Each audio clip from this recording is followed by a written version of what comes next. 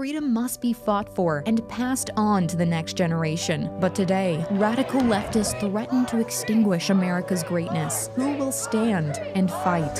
Since 1979, Leadership Institute has identified, trained, and placed conservative leaders for America, in public policy, politics, the media, government, and beyond. Leadership Institute equips conservatives of all walks of life to run for office and defeat leftists at the ballot box, from state capitals to school boards, all the way to Washington. Many conservative leaders in Congress got their start at a Leadership Institute training. I was in a Leadership Institute class that came to Naples, Florida. So I've been where you are. Freedom is never more than one generation away from extinction. Help Leadership Institute raise leaders for America to stop the radical left. Join us today.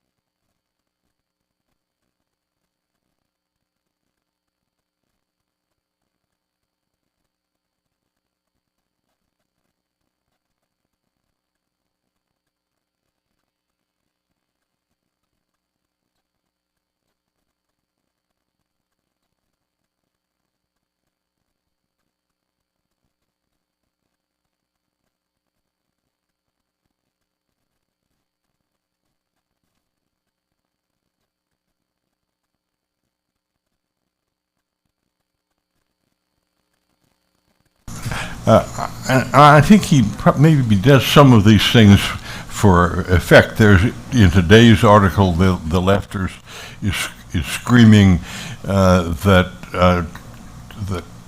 Trump is talking about rehabilitating and re-equipping Alcatraz as a prison for some of these criminal illegal aliens, and if you think about it, I mean, I was in the Reagan administration. I was at the national conventions of '68 and '76 as a Reagan alternate delegate, a Reagan delegate in 1980, and I've deep dived for Ronald Reagan. But Trump is not only achieving many of the things that Reagan said he wanted to do, he is coming up with things that Reagan never dreamed he might be able to do. And the cutting of leftist agencies and stuff is a thrill to me. And so I do read the Washington Post first every morning. I encourage you to send live tweets today about what happens here at this breakfast, and the hashtag should be on the screen right now. In 2025, the Leadership Institute has already trained 6,961 conservatives at 706 individual training sessions. Since 1979, the Institute has trained a total of more than 339,000 people. And you have before you your schedule for trainings for the next month, and I urge you to take a moment to review these schools and consider attending one or sending some friends to one of our trainings. And if you are watching us now online, you could visit our website at leadershipinstitute.org/training to see upcoming online and in-person trainings. And now to offer an invocation, ladies in the pledge, I introduce to you Evan Frost. He's currently serving as the Deputy Director of Development Operations here at the Institute. His journey in politics began during his time in college, where he stood up against increasing COVID restrictions and began actively promoting conservative values on his campus. That conviction led him to join the Leadership Institute as a field representative in 2022, and he's been proud to continue that mission ever since. Today, Evan works in our development department, helping to support the Institute's work of training and equipping the next generation of conservative leaders. In his free time, he enjoys watching hockey, smoking cigars, doing mixed martial arts, and volunteering at his church. Evan, please come and lead us with an invocation and the Pledge of Allegiance. Let me step back cautiously. I will be leading us using the Lord's Prayer. Our Father, who art in heaven, hallowed be thy name. Thy kingdom come, thy will be done, on earth as it is in heaven. Give us this day our daily bread, and deliver us from others into temptation, but deliver us. For thine is the kingdom, and the power, and the glory forever. Amen.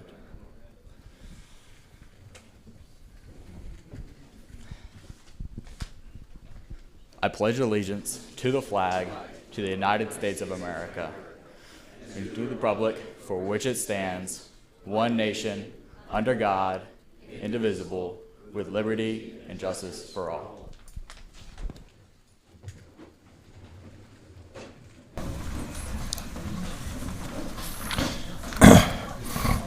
Well,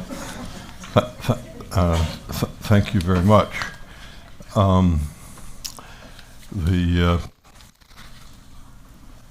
I want, again, as I always do at this stage, to thank the donors. A number of donors are here. Leadership Institute revenue is healthy and has been growing by leaps and bounds over recent years. You've heard how we got from 2020, when we had $23 million, in multi-million-dollar leaps every year. Last year our revenue was $49.9 million, and I thank you for you donors for making possible the extraordinary things that we are achieving. And now for a brief programs report, I'm introducing Ryan Brand, and he'll then introduce our featured speaker.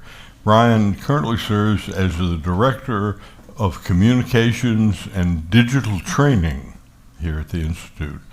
He's organized more than 250 Leadership Institute training programs relating to public speaking, debates, speech writing, and the media. Earlier, Ryan served as one of our regional field coordinators, and his tasks involve engaging students through dozens of states and helping invite speakers and establishing conservative clubs on campus. He first became involved with politics in 2015, working as an intern for the Maine Republican Party. That's M-A-I-N-E, not the Maine is the major Republican Party. In both 2016 and 2017, he returned to the Maine GOP and serving there as their intern coordinator. After graduating from the University of Maine in the spring of 2019, he was hired as state field director for Sean Moody for governor campaign. In 2016, he ran as a House candidate in the state legislature, earning one of the highest vote counts ever as a Republican in his deep blue district. Okay, so Ryan, come on up and introduce our speaker, please.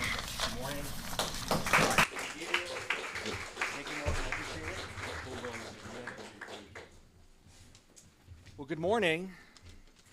I You know, I've been here for 6 years now, and this is the first time I've ever given the programs update at the breakfast. I'm also turning 30 at the end of this month, so I figured it's part of growing up as a mature adult is giving the breakfast. So it's a pleasure to be here. You know, it's been a great 6 years since then. Met my wife here at the Institute as two young staffers. Don't tell HR, but it was great. Happily married for a year now, and it's excited to be here. So because I've never given the update before, I thought it appropriate to quickly do a little bit of background on what my division is, my divisions. We've since grown a little bit in the past few months. And, well, basically, we are a training division. Last year, we trained over 2,000 people across 140 different training events. What are those training events? As Morton mentioned earlier, it's things like public speaking, it's things like debate, it's things like social media or media training more broadly, speech writing, persuasive writing, digital content creation, everything within that area. It's quite a large purview of content, and we have dozens of different expert faculty come and join us for all these workshops, and it really is a blast, and I've enjoyed every second of it. There's been sort of a motto I've been carrying through in these past couple of months to really explain my own motivations. This saying, which has motivated me, and it's, you campaign in poetry, but you govern in prose. And what that means is oftentimes in a campaign, it's usually use very lofty language. You usually have aspirational language that motivates people to show up to the polls, which is fantastic. But it's a whole nother thing, should you be successful on that one evening on Tuesday in November, when you actually get the keys to the car. And should you get the keys to the car, it's important to remember how to put the car in drive. So really, it's been the motivations of my division to offer resources to anyone and all in the conservative movement, be them elected or not, and to make sure that these beginning periods of conservative leadership start off strong and well-footed. So it's been something we've taken great pride in. So a few activities this year, which we've already done in terms of just 2025, is most notably we've done a lot of public relations and media trainings. It tends to be the bulk of the types of workshops we offer. I'm not going to name specifics, but most notable, one of the things we did was we did some hostile media training for a few Trump appointees who were going in front of the Senate for Senate confirmation hearings. I won't name specifics out of interest of guaranteed privacy, but we actually did mock Senate confirmation hearings where we emulated hostile questions. I did my best aggressive leftist impersonations, if you will, to make sure. And both of those people were confirmed, which is fantastic. So, which is good to hear. Other bits of trainings that we've done is, a point of pride for the division is every month, at least one or two different conservative partner orgs, we join them for training on behalf of their staff or for their efforts.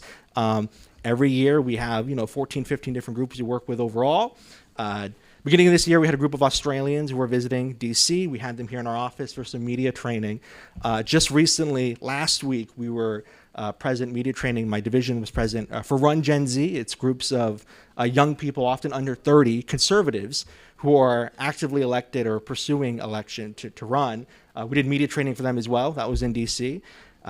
Which was exciting. Also, another thing we did recently was we had another nonprofit, a group of medical doctors who were against affirmative action and gender-affirming care practices for children. They have a network of thousands of doctors across the U.S., and they came to our office here on our fourth floor to do some interview training and media training for their efforts. These are, oftentimes the smartest people in the room aren't always the strongest at communicating. They were very good though, which was easy to do. But things like this. And then later on next month, we're also working with a group, I'm sure you heard it before, American Minority Engagement Network. It's groups of conservatives from different immigrant backgrounds in the Northern Virginia area. So Vietnamese, Korean, we have some African groups. Just really, it runs, dozens and dozens. There's a stereotype that conservatives are all a bunch of, it tends to be just one group, and really, it's encompassing. And a lot of immigrants, especially, are vehemently conservative because they fled countries where they've not had the privileges we're so luckily afforded here. And that's something I also always look forward to. And then looking forward, again, just different types of programming we're offering. This year, in terms of my division, there's a deliberate effort to turn and focus more so on new media. I'm not saying anything interesting or new to all of you today when I say that it was new media that really led the day for the conservative victory in 2024. if I ask you, just out of curiosity, what do you think the three biggest interviews of the presidential election was last year? What were the three largest interviews? It was Joe Rogan. It was Trump on Joe Rogan. It was J.D. Vance on Joe Rogan. And then the third was, you can argue about it, different people have different opinions, but it was also a podcast. It was some podcast in which Trump also appeared on there, whether it's a comedy podcast or the Theo Vaughns or the Lex Friedmans of the world, stuff like this. It's an exciting new world for conservatives. And conservatives were well-footed because, in my opinion, they've been outside the walled gardens of the traditional media establishment for many years now. And long enough, if you're kept outside of the walled garden, you tend to plant your own flowers. And we already had this strong ecosystem to tap into when we needed it. But that's not guaranteed. You can already tell just by the actions of many people on the left that they're trying to catch some of the fire that conservatives had on these new media platforms. Gavin Newsom started his own podcast, interestingly. Anyone watch it, out of curiosity? I'm assuming every advertisement is for hair products. I'm not quite sure. Something along the likes. Point being, though, is it's good that we found success, but the conservatives need to double down on those victories and make sure that we maintain those advantages. So that's been a big point of interest for my division. Our studio director, Cody, here, we're recently finalizing renovations for a brand new studio upstairs on the 4th floor. Major renovations. It'll be modernized, and it'll be quite useful because it's where we're going to be holding a lot of these podcasts and news program training that we'll be focusing on. Something else as well, just to wrap up here before I introduce our speaker, is it's sort of the word du jour, but artificial intelligence is going to be another point of focus on the division. People often talk about it in very loose, sort of nebulous terms, but it's extremely meaningful and useful, especially in campaigning. I'm pretty sure it's a quote from Morton himself, who said, the winner of a political contest is determined by the number and effectiveness of conservative activists on both sides. Well, AI directly contributes to effectiveness. The one common denominator between two different campaigns is time. How much time you have between, when you organize an election day. And what AI does is that it helps you with many of the time-consuming tasks to allow yourself, where you really need a human operator to focus and do the work that has to get done come November. So that's something we've been focusing on a lot, not just sort of the lofty things, but the nuts and bolts, the granular details, having it help edit copy, having it do big data sheets, rendering the data so that it's palatable and useful for you, having it go and helping with research. It's incredibly powerful. So that's another piece we're focusing on. So really, with that, I would like to introduce our speaker now. His bio right here. And our speaker for this morning is Tim Carney. So Tim Carney is a senior fellow at the American Enterprise Institute, this senior columnist at the Washington Examiner, and the author of 4 books, most recently, Family Unfriendly, How Our Culture Made Raising Kids Much Harder Than It Needs to Be.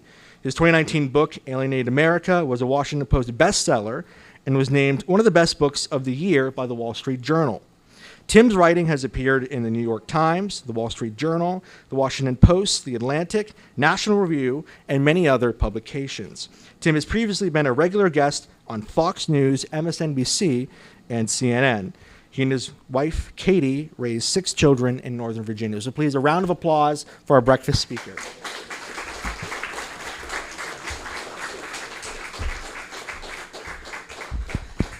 Thank you for the introduction. Thank you, Morton, for hosting me. Thank you, everyone, for coming out. I actually am going to add a couple more details on my bio because there's a few people here I've known for almost the whole time I've been in Washington, D.C. 25 years ago, I came to town and started working at Human Events. And within a couple months, I gave my first talk here at the Leadership Institute to journalism interns. When I realized that was in 2001 and the Leadership Institute was formed in 1979, I realized I have been speaking to LI for a majority of its almost 50-year existence. So that's one of those you want to feel old moments. But I also worked for Bob Novak back in the day, and I've been at the Washington Examiner for years, so I've gotten to cover all sorts of things. But my most recent book was a best example of the old adage that they tell writers, which is write what you know. And one of the things that I know is about children And if you campaign in poetry but govern in prose, you might dream of parenting in poetry and then govern in muffled profanities and obscenities. But before I got to that part, the poetry part, I remember my very first day as a parent. When my oldest child was born, 2006 in Sibley Hospital in D.C. And I remember that so many moments about that first day. And one of them was in the middle of the night. And my wife fell asleep, and they wheeled the baby out into this sort of makeshift nursery they had in the hall where we were. I wasn't sleeping because while they gave my wife a bed, I had to sleep in a chair. So I'm here to talk to you about how poorly men get treated in childbirth. No. So I was wide awake, and I just remember the emotions coming over me. And one of them, I call it the burden of love, because it really was just this massive weight on my shoulders, but it was also uplifting, and I couldn't sleep. So I go out into the hallway, which is this makeshift nursery, and the moment I remember is the moment of staring at this perfect little face and thinking, what is she going to look like when she gets older? What is she going to be? A big sister? How many siblings is she going to have? Can I make her be a Mets fan? Will I regret making her be a Mets fan? And it's about that moment that the nurse taps me on the shoulder and says, "Sir, your child is 3 bassinets over. You're just staring at somebody else's kid right now." I always wonder whatever happened to that other kid. But the point is, we were in this confusing, makeshift, crowded nursery in 2006 because we were in the overflow wing of Sibley Memorial Hospital, because there were more babies born in 2006 than at any year since the baby boom in the United States. And everybody was having babies. If you guys remember, like, the celebrity births, there's Suri Cruise, the Tom Cruise, Katie Holmes' daughter. She's 18. She was born that year. Brad Pitt and Angelina Jolie had a baby. Heidi Klum, Britney Spears, they all had babies in 2006. So the next year, it goes even further. Everybody hops on the bandwagon. They want to be like Tom Cruise, Brad Pitt, and me. And in 2007, the highest number of births in the history of the United States, more than the peak of the baby boom. And again, I mentioned Britney Spears. She's not Gen X, she's a millennial. At that point, the millennials were just entering their mid-20s. So the largest generation that exists in the US was entering their years of family formation, and we had a rising birth rate. There was predictions of a baby boom, and the overpopulation people started worrying again, started getting the headlines, but we were going to get the 21st century baby boom. We, of course, did not. 2008, number of births and the birth rate fall. People say, oh, well, it's a recession. 2009, we emerged from the recession. Births keep falling into 2010. Basically, every year since then, we've had fewer babies in the United States. The birth rate, the total fertility rate, which measures the number of babies a woman has over the course of her whole lifetime, that has fallen from 2.1, which is the replacement level, the level at which a population will remain the same, 2.1 when the Cruzes and the Carneys were having babies, down to 1.62. And it's in 2022. And it's looking like it's going to be about the same in 2023 and 2024 and keep falling. And so how did we get here? And why does it matter? A lot of people don't think it matters. A lot of people say, oh, well, this is like Margaret Atwood, Handmaid's Tale stuff, conservative guys trying to force women into having babies. And a lot of people say, well, no, we've got artificial intelligence, we have a modern economy, we have all the immigrants we can possibly want. We don't actually need babies. So, and then other people don't realize that this is happening. Most people don't realize that we have fewer children in America today than we did a decade ago. I'm not talking about as a percentage of the population. There are actually fewer people under the age of 18 today than there were at the last census. The graduating class that graduates this spring, this May and June, across the whole United States will be the peak. After that, it will fall every year for the foreseeable future. If you work with a college or know anybody who does, they are very familiar with this. They call it the demographic cliff. It's not a cliff. We're coming over, and then it's a fall for the foreseeable future. Every year from now on, the number of kids graduating high school will go down. Every year from now on, the number of people who are parents in the United States, parents of children under 18, will go down. This has profound cultural effects. And so it matters for a few reasons. I'll start with the economic, even though I don't think that's the most important. But number two is women actually still want babies, despite what you might read, what Morton might read every day on the page of the Washington Post. Number three is it reflects something bad about our culture if we're not having enough kids. And number four, I tend to argue that babies are, in fact, good, and a shortage of them is, in fact, bad. But to start with the economics, Social Security and Medicare, the obvious things, the obvious examples, today's workers, the money doesn't go into a lockbox for them. It goes straight out to today's retirees. And so what does it mean 20 years from now when we have fewer workers and more retirees than ever? So that's an obvious one. But I would say that the Social Security and Medicare is just a reflection of the real economic problem, which is if we have fewer workers and more retirees, there's fewer people to do productive work. You can fill some of the gaps with automation, but at some point, we're going to, right now, I moved to Virginia. I lived in the People's Republic of Montgomery County for 15 years. Also, it was mentioned I was an MSNBC contributor for a year. So this is what we Catholics call self-mortification. But when I moved to Virginia, I remember that when I was young, my wife and I, when we were dating, she's from here, we would go not to the Irish pub around here, but one in Falls Church called the 4 Ps. And so we went to the 4 Ps. And so one day I was like, I'm working from home. I'm going to go right from the 4 Ps. And I show up and they have a sign saying, due to staff shortage, we're no longer open for lunch. And I thought I should use that example in my book. And then I realized most people wouldn't think it was a crime that I can't drink while writing at noon in Northern Virginia. But when I got home, I heard on, when I was driving home, I heard on WTOP them mention that the 911 wait times in Northern Virginia and in Montgomery County were getting longer because they couldn't find dispatchers. And in Fairfax County, they're running out of crossing guards. These are just sort of foreshadowing of what happens when you have a labor shortage. Things get more expensive and you wait longer. And so actually interacting with a human being will become a luxury good. So some of us in our nursing homes will have, AI robots caring for us because there's not enough people. And people are going to say, okay, well, that's fine. It's not fine when you have fewer people. The economy suffers. Well-being suffers. Number two, I would argue, and also a younger society is more innovative and an older society is less innovative. That's been true throughout human history. And in the book that was mentioned, Family Unfriendly, I talk about some of the research into that. But so then to move on from the economics, actually people want more babies than they're having. The Gallup asks what is the ideal family size and how many children is the ideal number to have. Before the birth control pill, the answer was between 3 and 4. Since the birth control pill, it's been between 2 and 3, and it hasn't really fallen. In fact, in recent years, it's been going up, 2.7. 2.7 children was the latest number for the ideal family size. And we're having 1.6.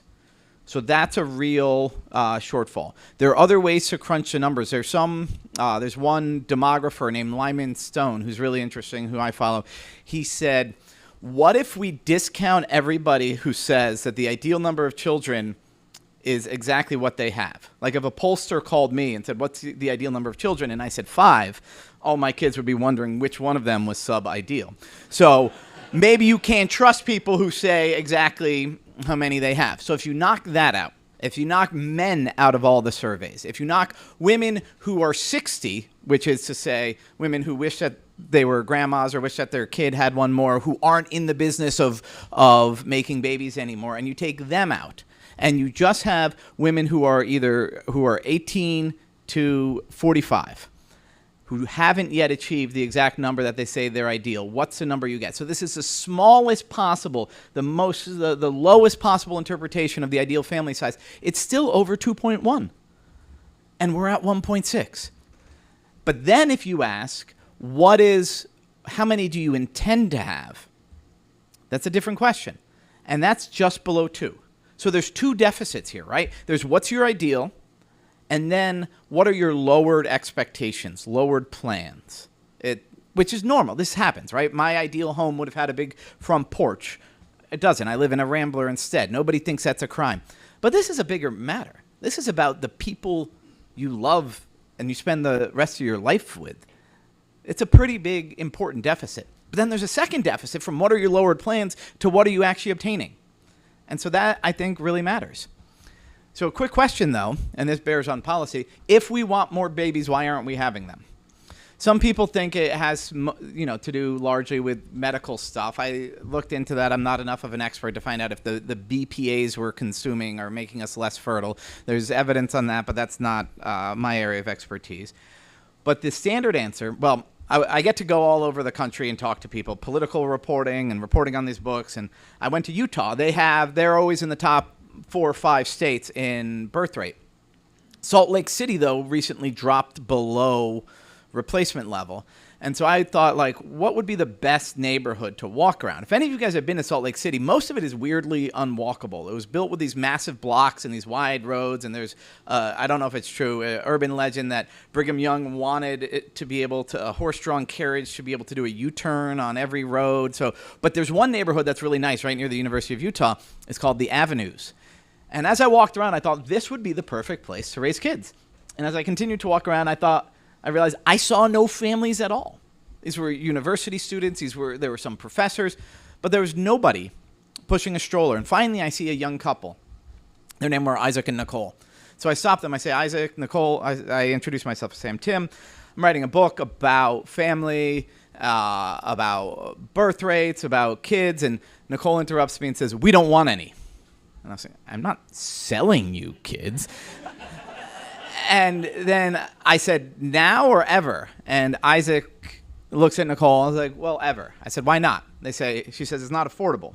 I said, they say it's not as affordable as it used to be. And I said, what's less affordable now? And Isaac says, healthcare, well, everything. And then he catches himself and he says, well, if I'm being honest, it's just that we're selfish. Nicole and I always joke that someone somewhere is cleaning up vomit and watching Teletubbies while we're going to be drinking margaritas in Paris. And at this moment, and I'm not joking, a woman walks up pushing a double stroller. Both of the passengers in the double stroller were Chihuahuas. So I walk away from this encounter with my mind reeling. First of all, if you've read Children of Men by P.D. James, that scene is with the Chihuahuas is almost directly out of that. Second of all, why would you go to Paris to drink margaritas? I did not get to ask these former Mormons this question. But third of all, those 2 reasons that Isaac gave, cost and selfishness, are the most common reasons given for why people aren't having kids. Neither of them is false, but neither of them really has strong explanatory power. They're both totally inadequate. So on the cost question, 2009, we had a much higher birth rate. We were about 2.0 than we did in 2019. Do you guys remember that? Trump economy before COVID, we had the best economy in my lifetime. And we still had the lowest birth rate up until that point in American history. Nowadays, the economy has been pretty good for the last 2 years, with inflation having leveled off. Birth rate's even lower. And then there's also you can compare across generations. Generation Z and the millennials are not poorer than Gen X and than boomers were at their given age, yet they have a lot fewer babies than Gen X or than boomers did at their given age. You could compare across counties, across almost anything. It is not true that people with more wealth have more babies. When you get very wealthy, like Elon Musk, you have more babies, but that's not the family model I advocate. I'm more into the whole monogamous lifelong marriage thing, but then if you look across countries, obviously it's not true. And then even affordability. An economist named Melissa Carney, name's pronounced the same as mine, spelled different. She looked at places where certain things became more unaffordable and how that affected the birth rate, and she found basically no correlation. And so this was interpreted by some in the liberal media as proving, well, it's not affordability. It's just that women simply want something. This is a direct quote from a New York Times writer. Women might want more out of life than just babies, was the exact quote, as if it was obviously a very demeaning way to talk about motherhood. But so if we're not having babies, if it's not explained by affordability, is it explained by selfishness? Well, yes, but that's like if a Boeing executive got called before Congress, why are the doors falling off of your airplanes? And he said, gravity, sir. No, you can't blame the falling birth rate on selfishness any more than you can blame a plane crash on gravity. It's always been there. It's a constant force. But what Boeing is supposed to do is engineer their airplanes so they don't fall out of the sky. What culture is supposed to do is engineer a society, a culture, so that humans don't just act in their self-interest, so that our self-interest is redirected towards the common good, so that our short-term interests are redirected towards our long-term interests. And one of the ways we do that is by modeling and supporting people to get married and have kids. Not everybody has to get married and have kids. Not everybody is called to parenthood.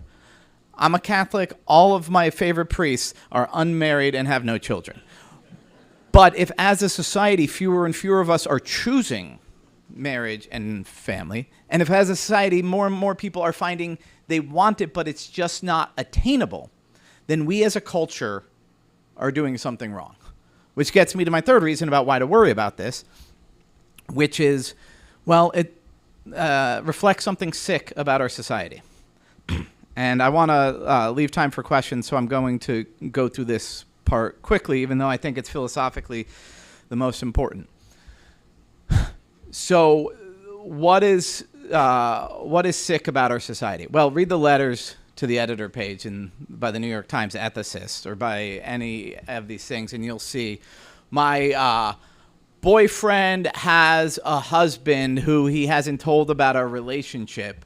Should I say anything? And the ethicist says it would be wrong for you to tell your boyfriend's husband because that would be meddling in his relationship and you need to mind your own darn business. It's this bizarre, it's not just a rejection of traditional morality. All of that is true. But it's actually a rejection of the idea that we owe other people care, that we owe other people our love, that we owe other people honesty and support. It's an adoption, in fact, of a weird hyper-individualism, a transactional viewpoint. And so this is different from a lot of people who think the problem with the left today is this sort of groupthink or collectivism. All of that is in there, but you get those gears turning and what it spits out is a person that Alexis de Tocqueville predicted, who doesn't believe he has a duty to help his neighbors, doesn't believe he has a duty to care for anybody else because he only has one relationship, and that is with the central state. And the relationship with your neighbors, even with your wife, with your kids, all of that should be handed over to another entity. So what does this do? It doesn't leave room for real, caring, loving relationships. It doesn't leave room for human life where purpose is derived from sacrifice, from laying down your life for another person. So I did kind of skip ahead there because I want to get into the questions where we can talk about philosophy, we can talk about policies, we can talk about baby bonuses. I've thought about and studied all of that. But I think we need to think about the deeper things. And related to all of this, so that world where you're all looking out for number one and then expect the state to be the only one looking out for you, that's not a happy world. And technology feeds into this too. What the dating apps have done is made this weird isolating nature of the sort of what used to be a social scene. When I was in my 20s and I lived in a row house in Capitol Hill, and I made a New Year's resolution in 2023 that I was going to throw a house party every month. Why did I do it? To meet a girl. I told everybody I knew, bring your friends, bring your friends. And then on my birthday in August, these 5 girls come walking in and, my wife and I, we now have 6 kids. Like, it worked. But that way of meeting people was social. We met other people. I met another group of girls, and one of them I introduced to my brother, and that's now my sister-in-law. I made friends along the way. The dating apps isolate everything. You're alone. You're in your room. They spend hours doing it. The profit model of these companies is to keep you doing it forever, right? So marriage doesn't really play into that. But also what they do is they limit the whole dating world to just this place where everybody's there, has approved that you can possibly contact them if they have approved you. So out the window is the whole idea of walking up to a girl, biting, swallowing your pride, taking a risk, and talking to her. That would be an unwanted advance these days. There's one guy I quote in the book, Simon. He was on a volleyball team. He said there was a girl on his volleyball team. She's really cute, really nice. They got along. He wanted to ask her out, but then he decided it would be inappropriate, even boorish, to use the volleyball team to talk to a girl. So any young people here, if you are on a co-ed volleyball team, the purpose is to meet somebody of the opposite sex. It's not the volleyball. But that idea that everything has to have this double, triple consent before you can even start a conversation, that's again part of that hyper-individualism, and it's a sad one. And so this is a note I'll end on. The sadness, I really think, is part of the point.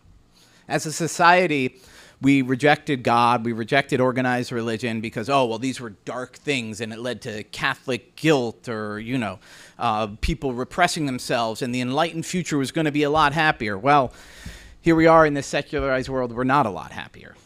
And what we replaced sort of Catholic guilt with, climate guilt, racial guilt. I talked to all sorts of people, said, well, I'm not going to have kids because, I quote Miley Cyrus, the planet can't handle it. What's the it that the planet can't handle? It's a baby. It's another human being. If the planet can't handle another human being, it can't handle this human being. That reflection of not wanting to have children out of concern for society, concern for the planet, is a belief that we are not, in fact, good. What's the opposite? Well, think about the baby boom. Lots of reasons the baby boom happened, but one explanation that I think is not appreciated enough is our men got off the boat, and they just defeated a couple evil empires. And our women were there. They just kept the economy running for 4 years. They built all these amazing weapons. So they smooch on the pier, they go back to the chapel, they get married, and they have a bunch of babies because they knew more than they ever did before, they ever have since, that we were good. Europe didn't really have a baby boom. The baby bust began in 3 countries, Germany, Japan, and Italy. People who, when they asked, are we good, couldn't answer yes. I think the same thing is happening across the United States right now.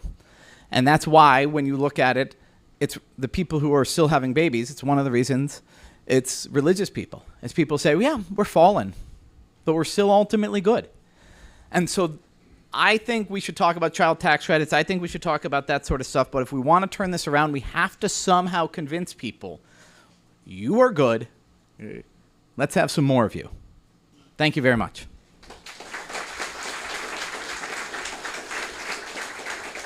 Do I have time for questions? Yes. Is there a microphone, or do I just call on people? Back there, and I'm going to quickly grab my water while you ask. Thank you. I have often wondered if what is being presented in public schools for women minimizes the nurturing role and favor what was traditionally male characteristics like aggressiveness, sports, things like this. And then the second thing I wanted to kind of comment on is there's a tremendous economic implication of this because now we have no one to take care of our preschool and no one to take care of our elderly. Mm-hmm. So everybody wants the government to do that. That's going to be very expensive. And then the other thing is, I happen to have 7 kids. And they don't all have TVs in their bedrooms. But for a lot of people, that's like not being a good parent. So our expectations and the expectations by society for what we have to be. Yes. Yeah. No, I think all of those points are great. I'll focus on the first and the third. Our schools are teaching people careerism, right? And we have to combat that for both boys and girls. We send our kids to single-sex Catholic schools. And at one point, I remember, after we already had the kids there, I was volunteering at a sort of a open house. Or maybe it was a back-to-school night, but it was for parents who weren't yet there. And they said, if you have this for the boys' school, they say, if you have daughters, imagine the kind of man you want your daughter to marry.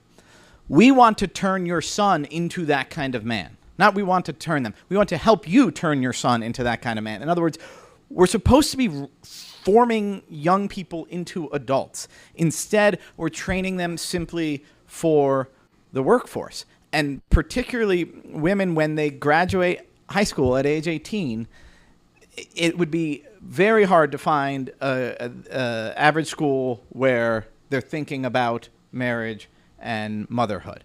And what goes along with that is the fact that certain careers are more family friendly than others. If you, I mean, maybe AI will throw this one out the window, but I would say if you're a grammar ninja, the woman who edited the first draft of my book, she did it on her own schedule. She just said, this is every 2 weeks, I'm going to give you back a chapter. I said, when can you get on the phone? She said, if my baby's napping and I'm not, I'll call you. In other words, the job was set up perfectly for her. Nurses in a totally different way because the demand is unending. Does a girl who's thinking about motherhood, is she ever presented with the idea that certain careers are more family friendly than others? But the other part about we have to give our children the best of everything, there was actually, and this was liberals freaking out about this, because in the Atlantic, there's all these apologetic articles by liberals these days who are like, maybe, marriage is good. And then one of them said, maybe not every kid needs his own bedroom, which to me doesn't sound like a crazy idea. I never had my own bedroom. I had it for like 3 months when my brother moved out before I got married, right? And I hated it. But you don't need your own bedroom. It was left-wing Twitter that blew up and said, this is saying that kids can share a bedroom is just a way of trying to fool women into impoverishing their children and then pumping out a bunch of... Where the heck did that idea come from? But then also, upper middle class around here, there are parents who are like, well, I don't want to just put my kid in Little League because I want him to have the best, the travel sports training. I think he really has potential. He's 8, okay? He doesn't really have potential. He has potential to like baseball if you let him play with his friends instead of turn it into this full-time job. And so that over-parenting in different ways, whether it be like the hyper-individualist, the hyper-achieving, the just everybody else is doing it, so I'm going to do it, that raises the costs of parenting too, I agree. Over here. I'm sorry. Explain to me a little bit, you talk about alienation, which is a big issue going on. You have an issue of Mother's Day coming up, but Father's Day doesn't really even exist anymore, and how that affects in the numbers, because you talk about women wanting, you mentioned the women perspective of numbers, but what about the male perspective too? So men are as likely to want kids basically as women are. Men are, on a lot of these numbers, it's very similar. Interestingly, men are more likely to want their wives to work full time and put the kids in childcare than women are to want to work full time. So if you support the 2 dual income full time childcare model for everybody, you are guilty of patriarchy, by the way. So I think a big part of the biggest part of the problem from men's perspective is that our economy has and our education system have become more female focused. Our public schools especially are for girls. That's why more girls graduate from college and more girls now get masters and PhDs. So we are increasingly have what we thought we were creating egalitarian system, and we've created Richard Reeves, who again is a liberal. He's written a good book about this, how we've set up a society that's more for women. I think the institution of marriage in general is appropriately egalitarian. Men spend a lot more time, dads spend a lot more time with their kids today than they did 40 years ago, and that's beneficial. Women, by the way, mothers do not spend less time with their children than they did 40 years ago. They spend more because they're driving to travel sports practices. But you have, so the problem is not, for men, is not with the institution of marriage or parenthood. It's with the things that would make them be more sort of marriageable in a superficial way. That is having a career where they can be relied on to be a breadwinner. This is part of what J.D. Vance talks about with reindustrialization. I don't know whether that would work, but where a lot of that talk comes from is the idea that the economy and our educational system put it in a situation where men are less able to set up a life that makes them seem desirable to women. So, is that it? Okay, one more. Hey, so we have several young people in the room, and I know most of us are single. What is your advice for us young people in this day and age when we're trying to stay off the apps? Yes. So again, I would say throw and attend parties. Go to things as much as possible. Go to when I was a young conservative in D.C., there were like happy hours, gatherings, receptions every night. Go to all of them. And when you're thinking about your future, think about it in terms of family formation as well. You can't just think about your career. A lot of people have a career plan. For me, I had to decide, am I willing to stay in the swamp? I actually had a plan to move to Iowa because I decided I wanted to marry a Midwestern girl, and then I met a girl from Northern Virginia, and so now here I am in the swamp 25 years later. But that was part of my my thought process and planning. I was coming into the church at the time. I was not yet a Catholic, so that was part of it too. As I was coming to the church, I said, it is a Catholic vision of family, one that really resonates with me. And so that to be, as you think about your future, think about your family, and in general, throw parties, go to happy hours, and go to receptions. I love being able to give advice like that. Anyway, thank you very much. Hold up just a second. Tim, thank you very much. Obviously, you held the attention of everybody here. You've been well applauded, deservedly applauded. As a token of our appreciation, let me present to you an Adam Smith tie, the likes of which you've seen before. Thank you.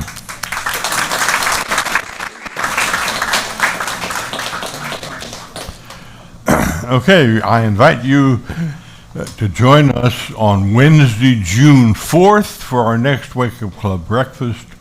I encourage you to RSVP to that breakfast online at leadershipinstitute.org/breakfast. Kevin Tober, would you please step up here?